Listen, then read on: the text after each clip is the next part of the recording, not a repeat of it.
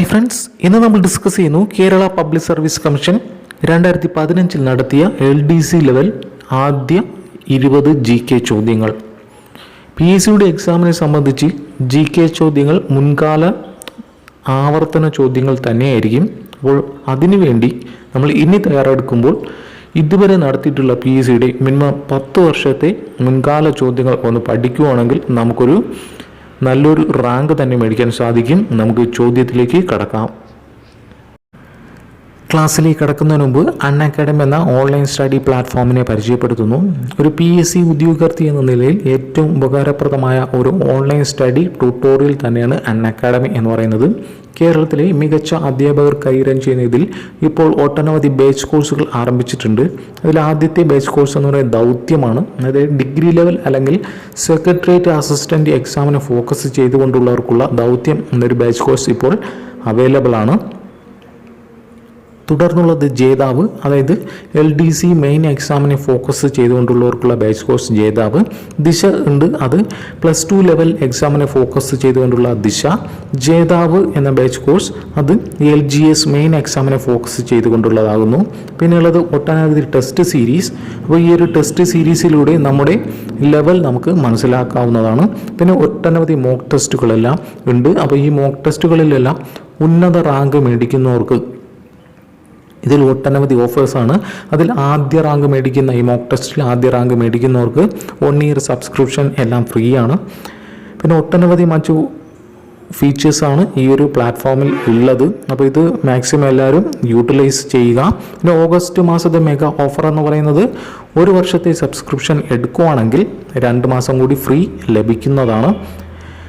അപ്പോൾ ഈ ഒരു ഓൺലൈൻ പ്ലാറ്റ്ഫോം ഒന്ന് ഉപയോഗിച്ച് നോക്കുക. അക്കാഡമി 10 എന്ന കോഡ് ഉപയോഗിച്ചാൽ നിങ്ങൾക്ക് 10% ഡിസ്കൗണ്ട് ലഭിക്കുന്നതാണ്. നമുക്ക് ക്ലാസ്സിലേക്ക് കടക്കാം. ആദ്യ ചോദ്യം, കേരള നിയമസഭയുടെ ഇപ്പോഴത്തെ സ്പീക്കർ. കറണ്ട് അഫയേഴ്സിൽ ചോദ്യം ഇപ്പോൾ ആരാണ്? MB രാജേഷ്. കേരള നിയമസഭയുടെ ഇപ്പോഴത്തെ സ്പീക്കർ ആരാണ്? MB രാജേഷ്. നമുക്ക് നോക്കാം, നിയമസഭയുടെ അധ്യക്ഷൻ ആരെന്ന് ചോദിച്ചാലും ആരാണ് സ്പീക്കർ? നിയമസഭയുടെ അധ്യക്ഷൻ ആരാണ്? സ്പീക്കർ. എങ്കിൽ പറയുക ഇപ്പോഴത്തെ ഡെപ്യൂട്ടി സ്പീക്കർ ആരാണ്? C ഗോപകുമാർ അല്ലെങ്കിൽ ചിറ്റയം ഗോപകുമാർ. അപ്പോൾ ഇപ്പോഴത്തെ ഡെപ്യൂട്ടി സ്പീക്കർ ആരാണ്? C ഗോപകുമാർ.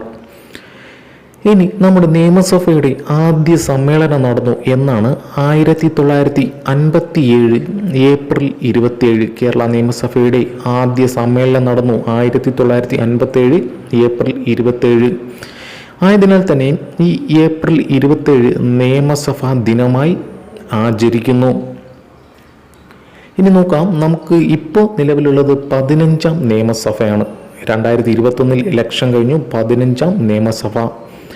ഈ പ്രധാനപ്പെട്ട ഒരു 4 വകുപ്പുകൾ മന്ത്രിമാർ ആരൊക്കെയെന്ന് ചോദിക്കാം.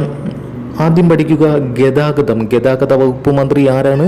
ആന്റണി രാജു. ഗതാഗതം ആരാണ്? ആന്റണി രാജു. ഗതാഗത വകുപ്പ് മന്ത്രി ആന്റണി രാജു. വിദ്യാഭ്യാസം ആരാണ്? ശിവൻകുട്ടി. വിദ്യാഭ്യാസം ശിവൻകുട്ടി. ആരോഗ്യം ആരാണ്? വീണ ജോർജ്. ആരോഗ്യം കൈകാര്യം ചെയ്യുന്നു വീണ ജോർജ്.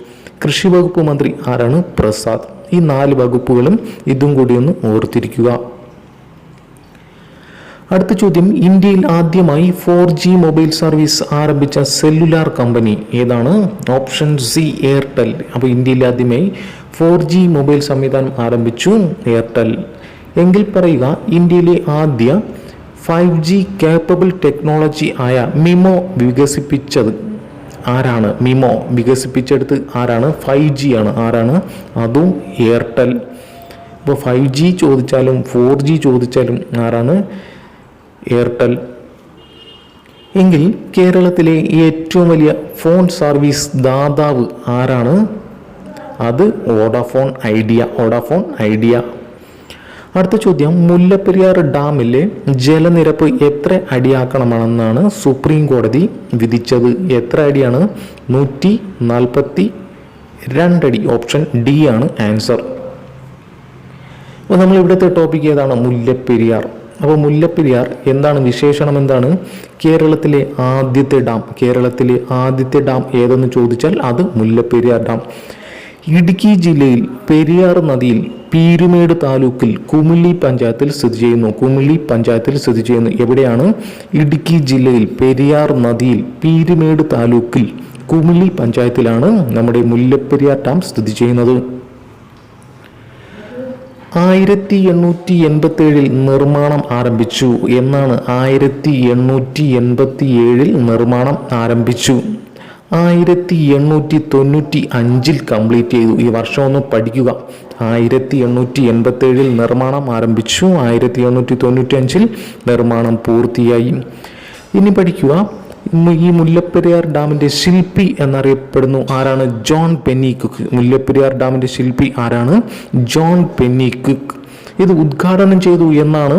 1895 ആരാണ്? വെൻലോക്ക് പ്രഭു.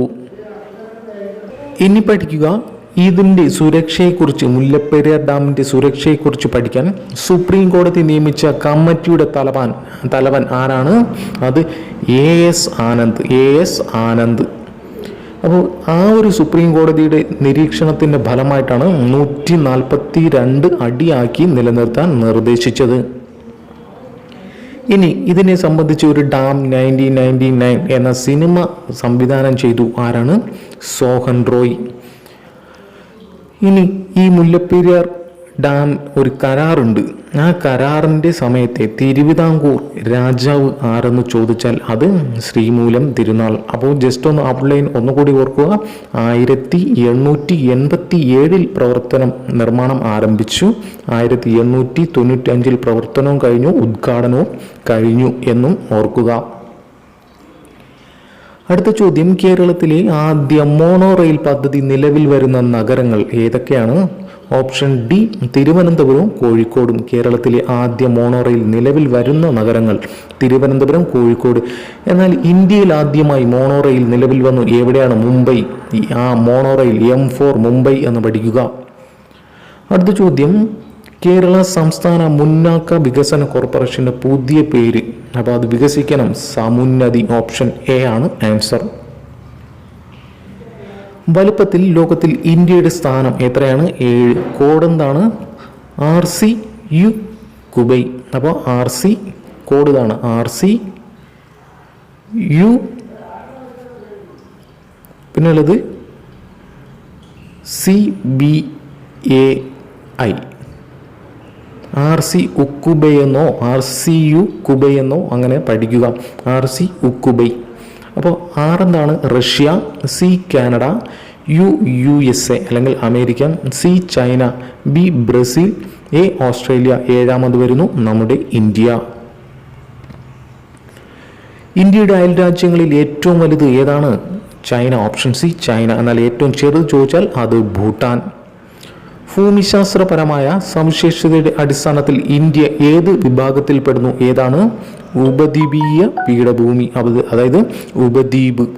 അതായത് നമ്മുടെ ഇന്ത്യയുടെ 3 ഭാഗവും, ഇവിടെ 3 ഭാഗം കടലാൽ ചുറ്റപ്പെട്ടതാണ്. അപ്പോൾ അത് ഉപദ്വീപ് വിഭാഗത്തിൽ പെടുന്നു. അടുത്ത ചോദ്യം, കാറ്റിൽ നിന്നും വൈദ്യുതി ഉൽപ്പാദിക്കുന്നതിൽ മുന്നിൽ നിൽക്കുന്ന ഇന്ത്യൻ സംസ്ഥാനം ചോദിച്ചാൽ ഏതാണ്? Option C Tamil Nadu. ഇന്ത്യയിലെ ഏറ്റവും പ്രാചീനമായ വ്യവസായം ഏതാണ്? തുണി വ്യവസായം. ഇന്ത്യയിലെ ഏറ്റവും വലിയ കപ്പൽ നിർമ്മാണ കേന്ദ്രം എവിടെയാണ്? നമ്മുടെ കേരളത്തിൽ തന്നെ, കൊച്ചി. അപ്പോൾ ഇന്ത്യയിലെ ഏറ്റവും വലിയ കപ്പൽ നിർമ്മാണ കേന്ദ്രം ചോദിച്ചാൽ അത് കൊച്ചി. എന്നാൽ ഇന്ത്യയിലെ ഏറ്റവും വലിയ തുറമുഖം ചോദിച്ചാൽ അത് മുംബൈ. ഇന്ത്യയിലെ ഏറ്റവും വലിയ പ്രകൃതിദത്ത തുറമുഖം ചോദിച്ചാലും അതും മുംബൈ. അടുത്ത ചോദ്യം, ലോകത്തിലെ ഏറ്റവും വലിയ തപാൽ ശൃംഖലയുള്ള രാജ്യം? Option A India. ഇന്ത്യയുടെ പടിഞ്ഞാറ് ഭാഗത്ത് കാണപ്പെടുന്ന കടൽ, പടിഞ്ഞാറ് ഏതാണ്? അറബിക്കടൽ. കിഴക്ക് ഭാഗത്ത് ഏതുണ്ട്? കിഴക്ക് ഭാഗത്ത് ബംഗാൾ ഉൾക്കടൽ. ഏറ്റവും കൂടുതൽ ഇന്ത്യൻ സംസ്ഥാനങ്ങളുമായി അതിർത്തി പങ്കിടുന്ന രാജ്യം ബംഗ്ലാദേശ്. അപ്പോൾ ഏറ്റവും കൂടുതൽ അതിർത്തി പങ്കിടുന്ന, ഇന്ത്യൻ സംസ്ഥാനങ്ങളുമായി അതിർത്തി പങ്കിടുന്ന രാജ്യം ചോദിച്ചാൽ അത് ബംഗ്ലാദേശ്. സംസ്ഥാനങ്ങളെ തമ്മിൽ ബന്ധിപ്പിക്കുന്ന റോഡുകൾക്ക് പറയുന്ന പേര്? സംസ്ഥാനങ്ങളെ തമ്മിൽ കണക്ട് ചെയ്യുന്ന ഏതാണ്? ദേശീയപാത, NH. പ്രവർത്തിക്കുക അല്ലെങ്കിൽ മരിക്കുക എന്ന മുദ്രാവാക്യം ഏത് സമരവുമായി ബന്ധപ്പെട്ടതാണ്? ഏത് സമരം? ക്വിറ്റ് ഇന്ത്യ സമരം. എന്നാണ്? 1942. Do or die. പ്രഖ്യാപിച്ചു. ആര്? ഗാന്ധിജി. ബ്രിട്ടീഷ് ഗവൺമെന്റ് ലണ്ടനിൽ സംഘടിപ്പിച്ച 3 വട്ടമേശ സമ്മേളനങ്ങളിലും പങ്കെടുത്ത ഇന്ത്യൻ നേതാവ് ആരാണ്? Doctor BR Ambedkar. അപ്പോൾ വട്ടമേശ സമ്മേളനങ്ങൾ എന്നൊക്കെയായിരുന്നു? 1930, 31, 32. ഇതിൽ ഗാന്ധിജി പങ്കെടുത്തു 32. അദ്ദേഹത്തിൻ്റെ കൂടെ അനുയായിയായി പ്രവർത്തിച്ചു ആരാണ്? മദൻ മോഹൻ മാളവ്യ. INA-യുടെ വനിതാ വിഭാഗം നേതാവ് ആരാണ്? ക്യാപ്റ്റൻ ലക്ഷ്മി.